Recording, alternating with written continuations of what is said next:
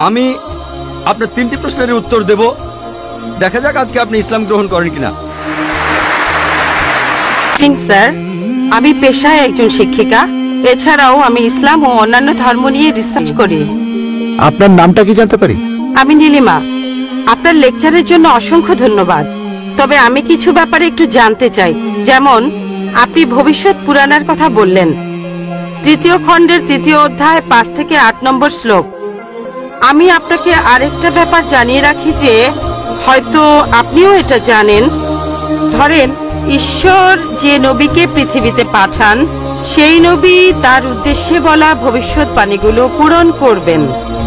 যদি সেই নবী অর্ধেক বা তার কম ভবিষ্যৎবাণী পূরণ করেন, তাহলে তাকে নবী বলা যাবে না।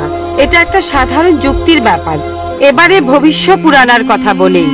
আপনি সেই ম্লেচ্ছ নেতার কথা বললেন আর বললেন তিনি নবী মোহাম্মদ ছাড়া আর কেউ নন। আচ্ছা, আমি আপনার কথার প্রথম অংশটা মেনে নিচ্ছি, কিন্তু পরের অংশটা আপনি ব্যাখ্যা করে বলেননি।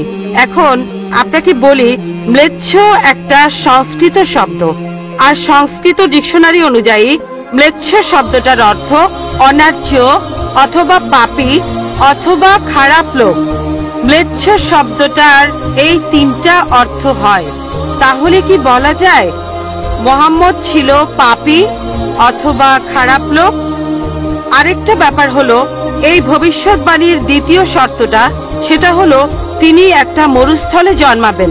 মরুস্থল এর অর্থ মৃতদের স্থান, কারণ মরু শব্দটা এসেছে সংস্কৃত মৃ থেকে, যার অর্থ মৃত্যু। তাই এখানে অবশ্যই আরবের মরুভূমির কথা বলা হচ্ছে না, কারণ সেটা ছিল অনুর্বর ভূমি আর যুদ্ধক্ষেত্র।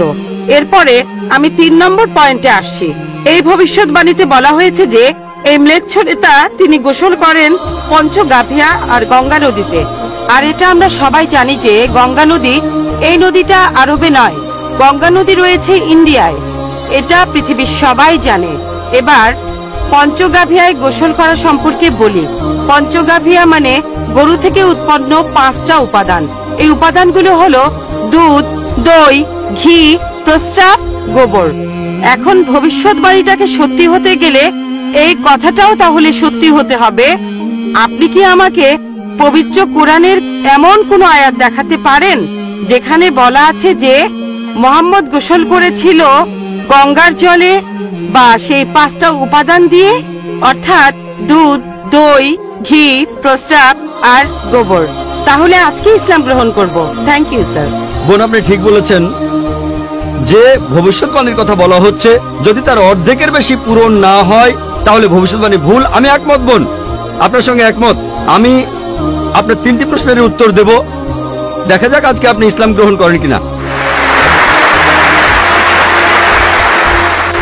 এটাও হতে পারে আপনি আমার সঙ্গে একমত হবেন না। আমি যা বলবো, আমি একমত। ম্লেচ্ছ এই শব্দটার 3টি অর্থ আছে।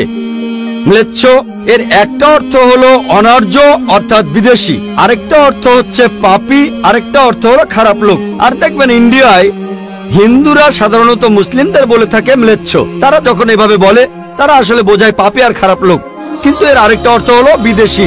যখন আমি লেকচারে কোনো ধর্মগ্রন্থ থেকে উদ্ধৃতি দেই, সেখানে একটা শব্দের যদি অনেক অর্থ হয়, ব্যাপারটা এমন না ধরেন শব্দটার 4টা অর্থ আছে, তার মধ্যে 3টা অর্থ এখানে খাটে না, মাত্র একটা ঠিক হলেও অর্থ সঠিক হতে পারে। যেমন ধরেন কোরআন বলছে তোমরা শূকর খেও না।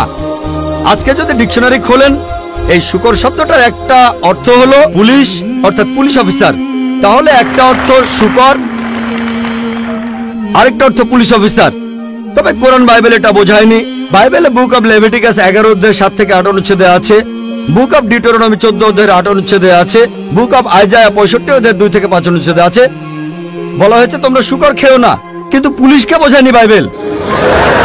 যদি আপনি বিভিন্ন ধর্মের ছাত্রী হয়ে থাকেন, যদি 10টা অর্থ থাকে, সেখানে একটা অর্থও খাটে, দেখতে হবে সেটা সঠিক কিনা।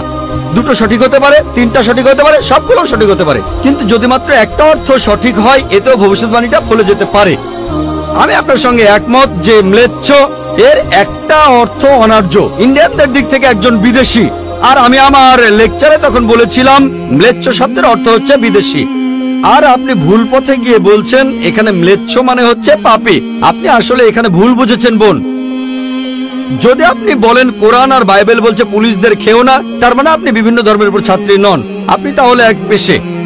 একটা অর্থে যদি ভবিষ্যৎবাণীটা পূরণ হয়, আরেকটা কথা যদি সন্দেহ থাকে, আমি আরো 10টা পয়েন্টের কথা বলেছি, সবগুলোকে খণ্ডন করতে পারবেন না। আরেকটা বললেন মরুস্থল, এটার একটা অর্থ আমিও একমত, মৃতদের স্থান। তবে সংস্কৃতিতে মরুস্থল শব্দটার আরেকটা অর্থ হচ্ছে বালুময় স্থান। আপনি আজকে ডিকশনারি চেক করেন, সেখানে দেখবেন আমাদের ইসলামিক রিসার্চ ফাউন্ডেশনে এখানে সংস্কৃত ডিকশনারিও আছে। আমি বিভিন্ন ধর্মের উপর ছাত্র, এটা মানছি যে একটা অর্থ হচ্ছে মৃতদের স্থান, আরেকটা অর্থ হচ্ছে বালুময় স্থান। কিন্তু ভুল অর্থটা আপনি নিচ্ছেন কেন? তাহলে তো আপনি ভুল পথে চলে যাবেন। যদি পারমুটেশন আর কম্বিনেশন গুলো দেখেন, অন্য যে পয়েন্টগুলো বলেছি সেগুলো পুরোপুরি সঠিক। এখানে আপনাকে সঠিক উত্তরটা বেছে নিতে হবে। তাহলে মরুস্থল শব্দটার একটা অর্থ হলো বালুময় স্থান বা মরুভূমি। আপনার তৃতীয় প্রশ্নতে আসি, আপনি ইসলাম গ্রহণ করবেন ইনশাল্লাহ। তৃতীয় প্রশ্নটা, আমি যে ভবিষ্যৎবাণীটার কথা বলেছি যে নবী মোহাম্মদ সাল্লাল্লাহু আলাইহি সাল্লাম পঞ্চগর্ভে গোসল করেছিলেন গঙ্গা নদীতে, এখানে বুঝে নিতে হবে যখন আমরা বলছি যে হিন্দুদের রীতি অনুযায়ী যে কেউ পঞ্চগর্ভে বা গঙ্গায় গোসল করবে তার অর্থ বিশুদ্ধ হবে। একটা অর্থ শারীরিকভাবে গঙ্গায় ডুব দিলেন, আমারও মনে হয় না নবীজি ইন্ডিয়ায় এসে গঙ্গায় ডুব দিয়েছিলেন।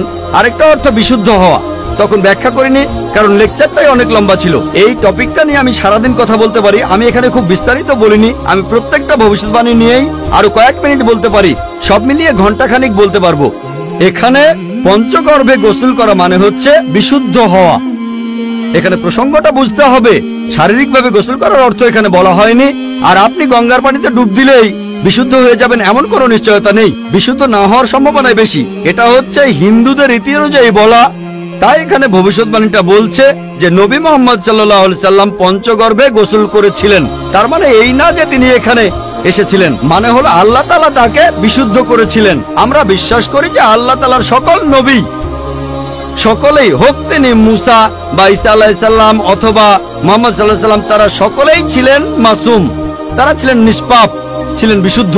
তাহলে আল্লাহর সকল নবী, আল্লাহ যাদের পৃথিবীতে পাঠিয়েছিলেন, আমরা মানি যে তারা সকলেই নিষ্পাপ, সকলেই মাসুম, সকলেই বিশুদ্ধ। তাহলে আপনার উত্তরটাও পেলেন। আশা করি ইনশাআল্লাহ আপনি ইসলাম গ্রহণ করবেন বোন। তো বন্ধুরা, ভিডিওটি কেমন লাগলো অবশ্যই কমেন্ট বক্সে জানাবেন এবং ভালো লাগলে সাবস্ক্রাইব এবং লাইক করে দিবেন এবং ডক্টর জাকির নায়েকের ব্যাপারে কমেন্টে কিছু বলবেন, তার ভিডিও আরো আনবো কিনা। ধন্যবাদ সবাইকে।